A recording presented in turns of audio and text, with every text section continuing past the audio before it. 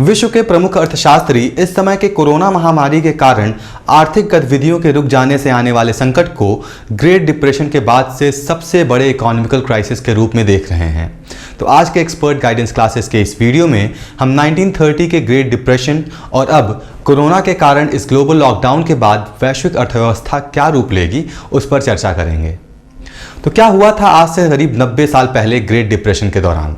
तो देखिए, 1914 से लेकर 1918 के बीच तो पहला वर्ल्ड वॉर लड़ा गया था।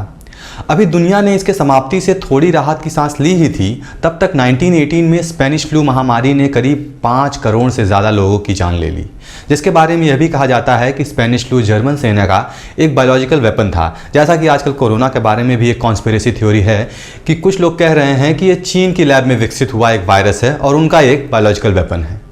स्पेनिश फ्लू की बात हो रही है तो आपको यह भी जान लेना चाहिए कि इस महामारी के बाद ही फ्लू से बचने के तमाम वैक्सीन डेवलप हुए जो कि आज भी कारगर हैं। इसके बाद 1920 से लेकर 1929 में अमेरिका ने आर्थिक रूप से अत्यधिक उन्नति की।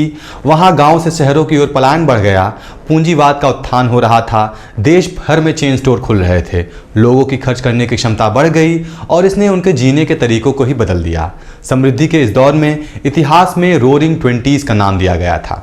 अमेरिका में लग्जरी पर खर्च बढ़ने का एक प्रमुख कारण था अमेरिकी बैंकों ने लोगों को क्रेडिट यानी कि लोन लेना सिखा दिया था। दूसरा बड़ा परिवर्तन यह हुआ कि अमेरिकी लोग स्टॉक मार्केट में खूब पैसा लगाने लगे और शेयर बाजार में भी इन्वेस्ट कर रहे थे और इसी बढ़ते शेयर बाजार का बुलबुला 1929 में फूट गया। अगस्त 1929 तक बैंकों के ऊपर इतना कर्ज चढ़ गया कि उन्हें चुकाना मुमकिन ही नहीं रह गया। 1930 में 40 लाख अमेरिकी बेरोजगार हो चुके थे। 1931 आते आते ये संख्या बढ़कर 60 लाख हो गई। देश का औद्योगिक उत्पादन आधा हो चुका था। किसानों का यह हाल था कि फसल कटवाने के लिए मजदूरों को देने के लिए भी पैसे नहीं बचे थे। ऐसे में किसान खेतों में ही फसल को सड़ता छोड़ने पर मजबूर थे। एक तरफ भूखे लोग जिनके पास खाना खरीदने के लिए पैसा नहीं था और दूसरी ओर खेतों में बर्बाद होता अनाज। 1933 तक देश में हजारों बैंकों में ताला लग चुका था। 1933 में जब रूजवेल्ट ने देश की कमान संभाली तब अमेरिका की 20% से ज़्यादा आबादी बेरोजगार हो गई थी। इसका असर केवल अमेरिका तक ही सीमित नहीं रहा, दुनिया भर के देशों के भी आर्थिक दबाव का सामना करना पड़ रहा था, जिसमें भारत भी शामिल था। ये तो इसके मंदी के आर्थिक प्रभाव थे, लेकिन इस महामंदी ने जीवन स्तर को तो बदला ही था, उनकी राजनीतिक विचारधारा पर भी असर पड़ने लगे थे। यूरोप के कई देशों ने इस दौरान उग्र दक्षिणपंथ का उदय हुआ।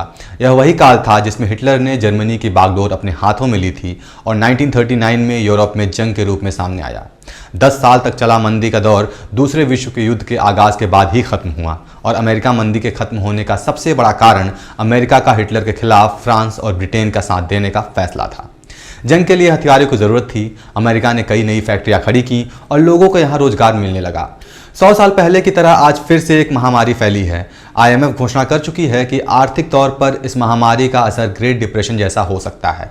महज 1 महीने में लॉकडाउन के बीच लोगों की नौकरियां जाने लगी हैं। अगर दुनिया 2020 के अंत तक इस महामारी से नहीं उभरी तो बेरोजगारी दर कहां तक पहुंच जाएगा, अर्थशास्त्री इसका अंदाजा लगाते हुए भी चिंतित नजर आ रहे हैं।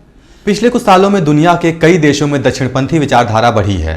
जर्मनी में उग्र दक्षिणपंथी AfD पार्टी ने अपनी जगह बना ली है। यूरोप में जर्मनी के अलावा ऑस्ट्रिया, फ्रांस, हंगरी, इटली और स्पेन में भी उग्र दक्षिणपंथी पार्टियों की ओर लोगों का रुझान बढ़ रहा है। तो क्या कोरोना संकट से होने की वजह से आर्थिक मंदी उग्र दक्षिणपंथी की ओर बढ़ावा देगी? क्या एक बार फिर इतिहास खुद को दोहराएगा? अगर ऐसा हुआ तो नतीजे वायरस से भी ज़्यादा भयावह हो सकते हैं।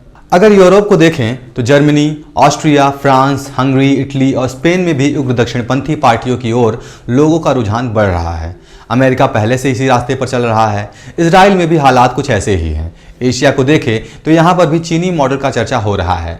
इस महामारी से वो देश ज़्यादा मजबूती से लड़ पा रहे हैं जहाँ पर यूनिफॉर्म गवर्नेंस है। तो ये हो सकता है कि कोरोना संकट से होने वाले आर्थिक मंदी उग्र दक्षिणपंथ की ओर बढ़ावा देगी। इसके साथ ही आर्थिक मोर्चे पर भारत को एक बार फिर ब्रांड मेक इन इंडिया पर भरोसा करना होगा और स्वदेशी निर्माण को बढ़ावा देना होगा। इसके बारे में हमारा एक वीडियो है जिसको देखकर आप देश के इंडस्ट्रियल सेक्टर को बेहतर समझ पाएंगे। राजकोषीय नियंत्रण को कम करना होगा, क्योंकि जब मार्केट में डिमांड नहीं होगी तो सरकार ही सहारा बनेगी। इसके राजकोषीय बैलेंस बिगड़ सकता है। इस दौर में लोगों का इन्वेस्टमेंट मॉडल भी चेंज हो गया है।